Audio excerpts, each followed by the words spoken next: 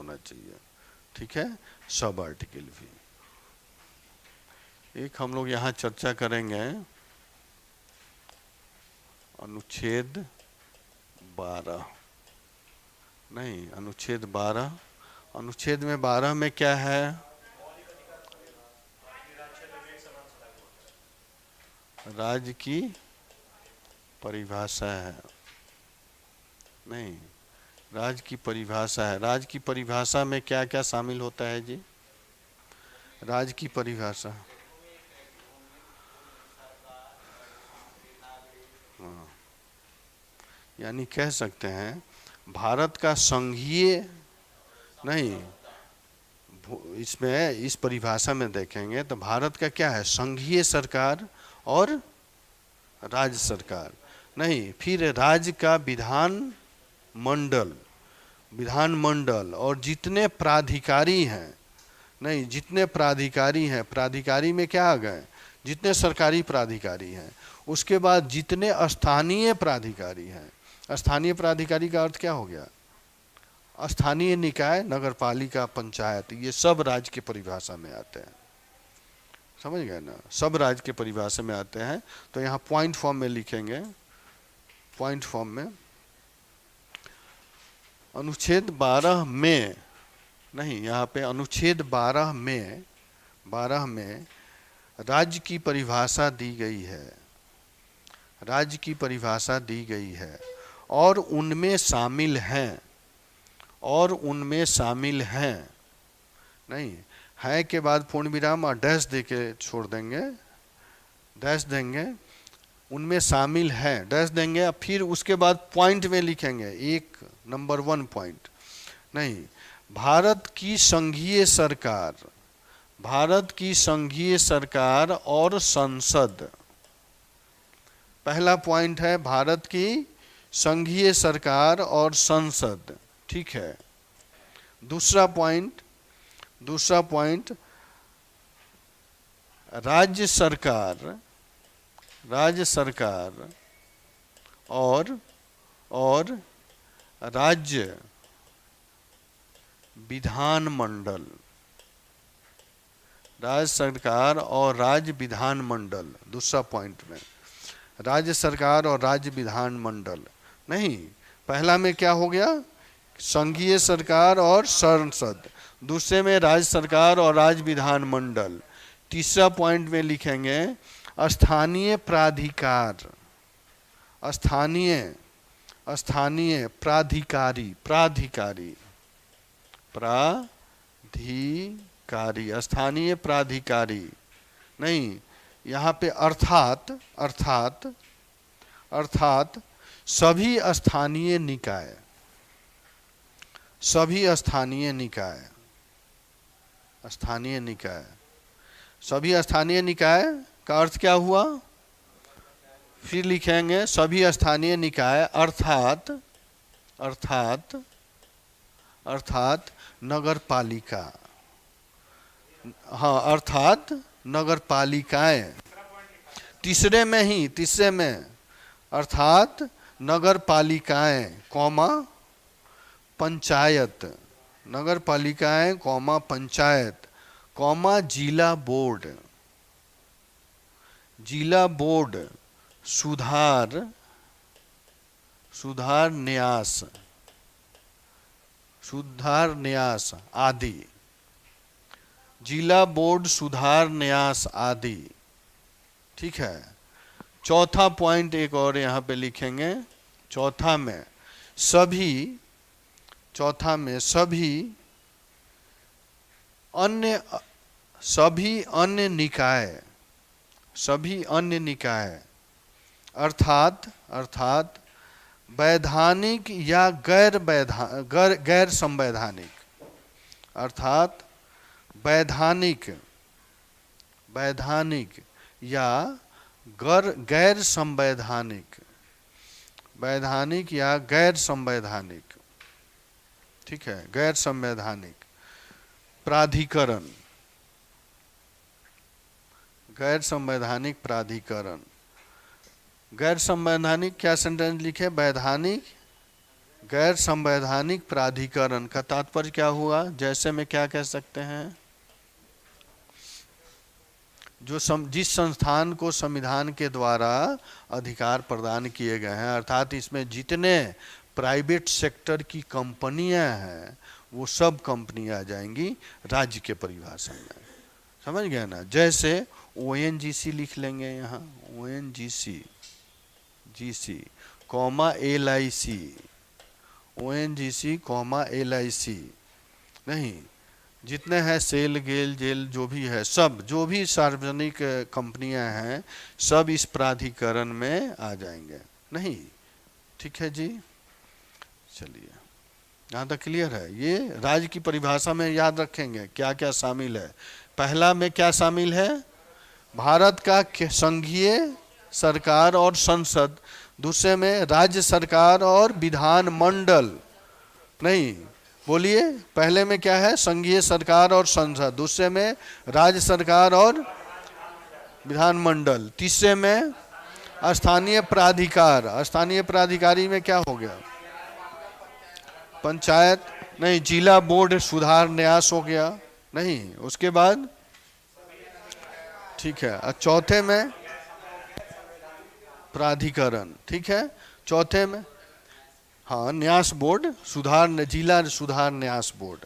नहीं, और उसके बाद जो स्थानीय प्राधिकरण है उसमें क्या हो गया? ONGC और LIC गेल, अर्थात कह सकते हैं जिला सुधार न्यास बोर्ड जो है, जैसे जिला स्तर पर एक जुडिशियरी का यहाँ पे निर्माण किया जाता है, नहीं जिसमें स्थानीय मुद्दे जो होते हैं उनका वो सुनवाई होती है। जिला न्यायालय अलग है, नहीं जिला न्यायालय, और उसी को जिला सुधार न्यास कहते हैं। ठीक है, जुडिशियरी के लेवल पे ही काम करती है। हा? गैर गैर गैर गैर संवैधानिक होता है, नहीं गैर संवैधानिक हो गया। हाँ हाँ हाँ, बिल्कुल बिल्कुल, जहाँ इसकी आवश्यकता होती है उससे रिलेटेड जो भी मुद्दे होते हैं उन पर वहाँ ये स्थापित किया जाती है। लेकिन यह गैर हाँ जिला उपभोक्ता जो कह सकते हैं, नहीं उसके आधार पर। ठीक है, इतना आप याद रखेंगे कि राज्य की परिभाषा में इतने प्राधिकरण, अगर अर्थात सिंपल अर्थ में कहेंगे कुछ जितने संवैधानिक और गैर संवैधानिक हैं सभी किस में आ गए? सभी राज्य की परिभाषा में आ गए एक तरह से। नहीं, चलिए अनुच्छेद 13 की हम लोग बात करेंगे, फिर आएंगे। यह मेजर सेक्शन हो जाता है अनुच्छेद 13। अनुच्छेद 13 किसकी बात करता है?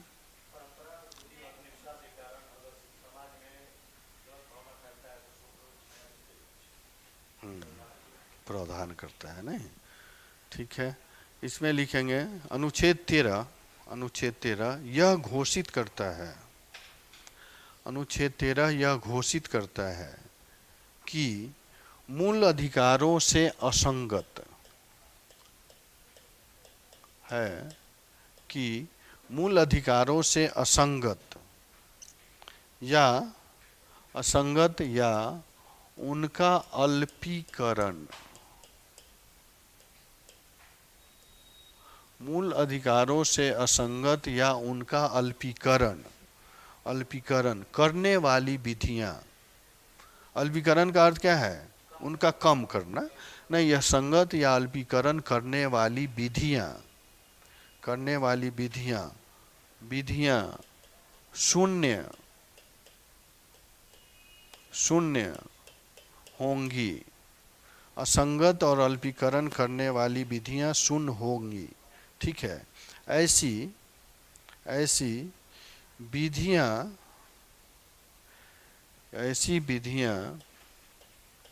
न्यायिक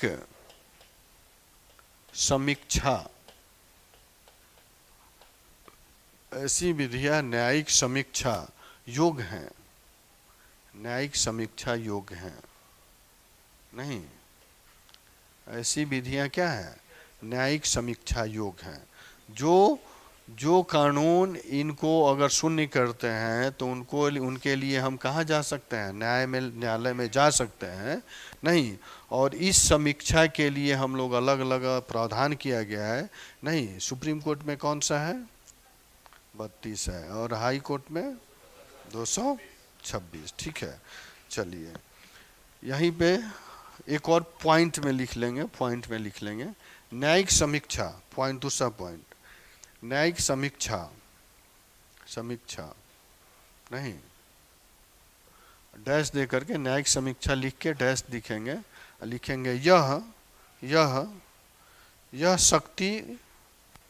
यह शक्ति उच्चतम न्यायालय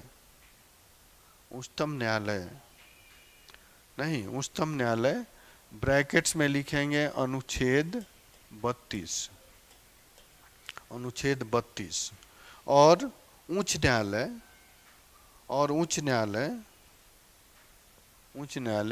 अनुच्छेद 226 को प्राप्त है, 226 को प्राप्त है नहीं। जो किसी विधि को मूल अधिकारों का उल्लंघन होने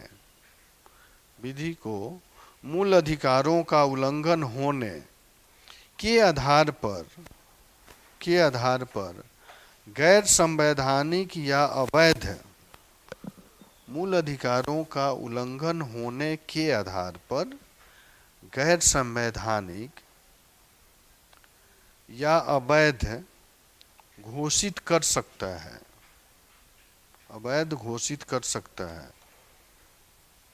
नहीं, अवैध घोषित कर सकता है। कौन कर सकता है जी? सुप्रीम कोर्ट और हाई कोर्ट न्यायिक समीक्षा के आधार पर नहीं, न्यायिक समीक्षा के आधार पर, यानी उसको अधिकार है कि इस आर्टिकल के हिसाब से वो क्या है, गैर संवैधानिक घोषित करेगा। ठीक है, दूसरा पॉइंट इसी में, दूसरा पॉइंट अनुच्छेद 13 के अनुसार, अनुच्छेद 13 के अनुसार विधि को निम्नलिखित में निम्नलिखित में शामिल कर व्यापक रूप दिया गया है। विधि को निम्नलिखित में शामिल कर व्यापक रूप दिया गया है, नहीं, व्यापक रूप दिया गया है। इसमें पॉइंट लिखेंगे, पॉइंट 1 या ये अस्थाई विधियां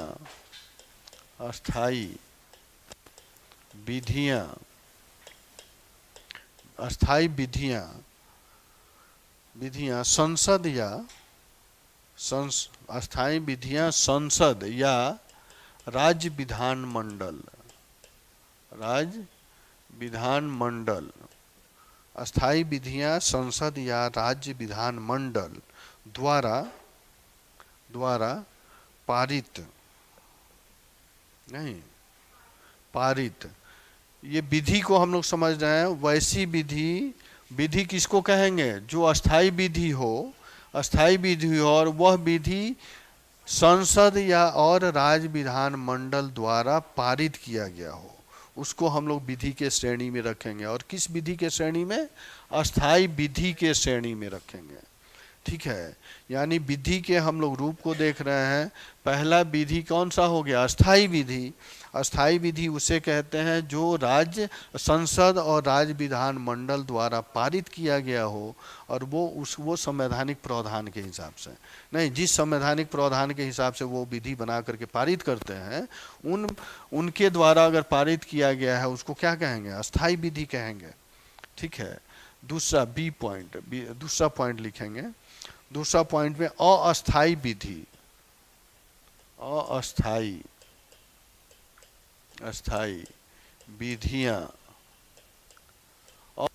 विधियां, इसमें डैश दे करके लिखेंगे अस्थाई विधियां किसको कह सकते हैं? बस किसी विशेष कार्य के लिए, अर्थात यहाँ लिख सकते हैं राज्यपाल और राष्ट्रपति के अध्यादेश द्वारा, राज्यपाल और राष्ट्रपति के अध्यादेश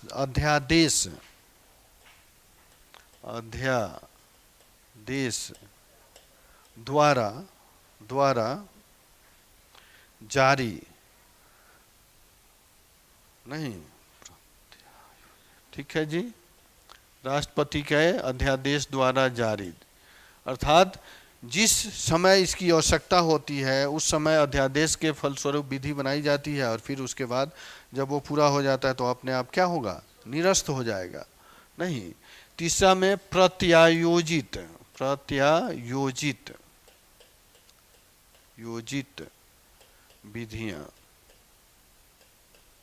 विधियां, ये सब आर्टिकल 13 के अंतर्गत आएंगे।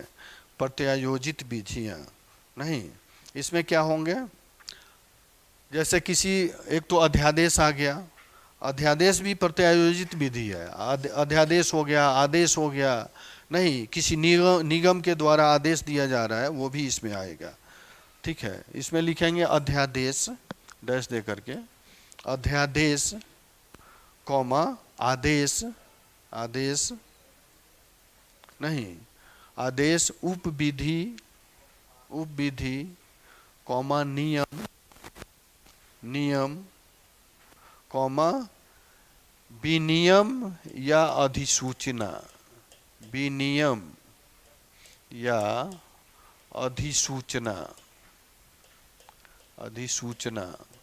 अधिसूचना ये भी तत्कालीन परिस्थिति में जारी किया जाता है किसी संस्था के द्वारा। ये सब क्या है, प्रत्यायोजित विधियां हैं। ठीक है, चौथा पॉइंट यहाँ लिखेंगे, चौथा में लिखेंगे विधि या गैर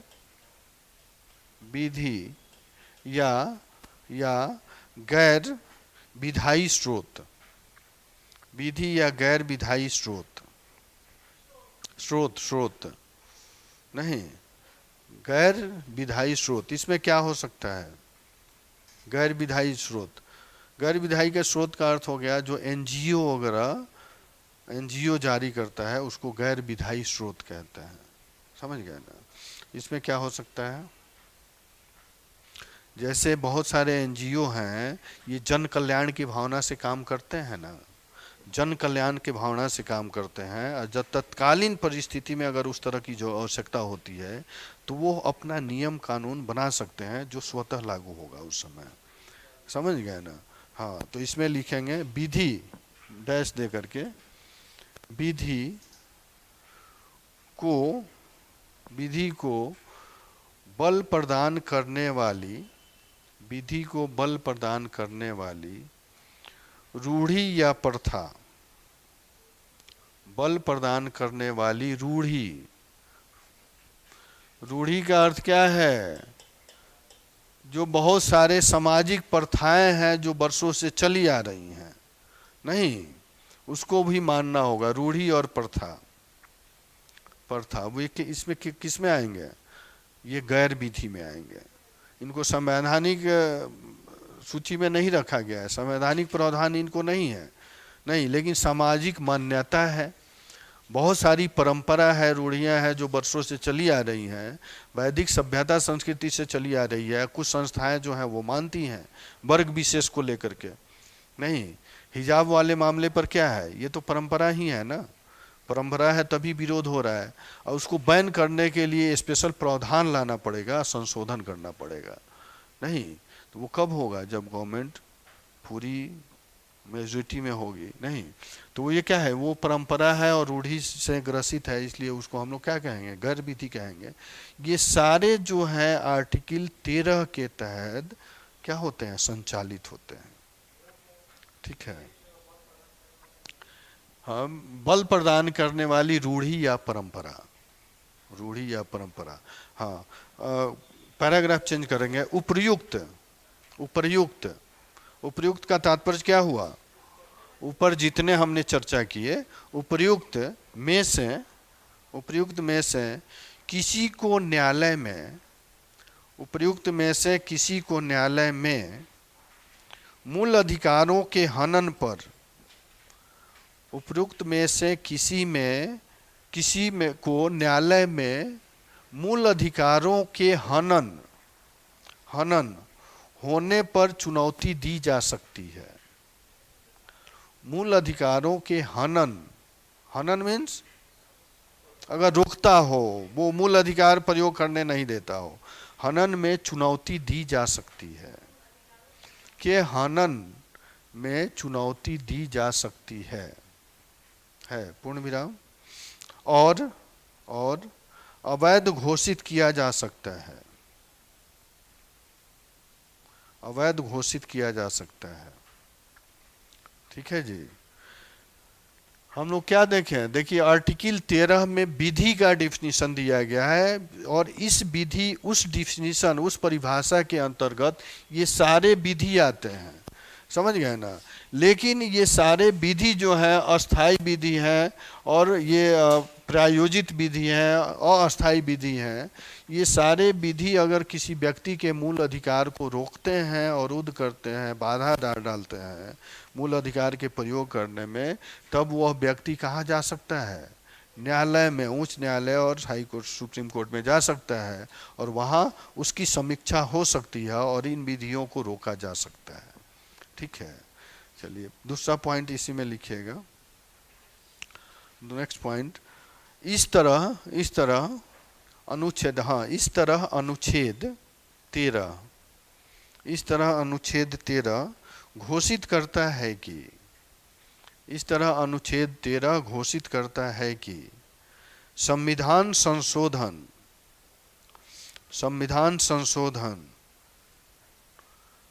किस आर्टिकल में?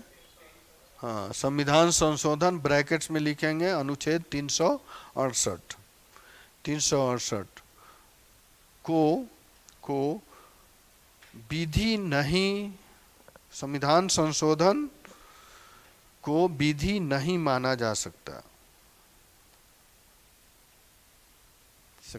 है। इसलिए इसे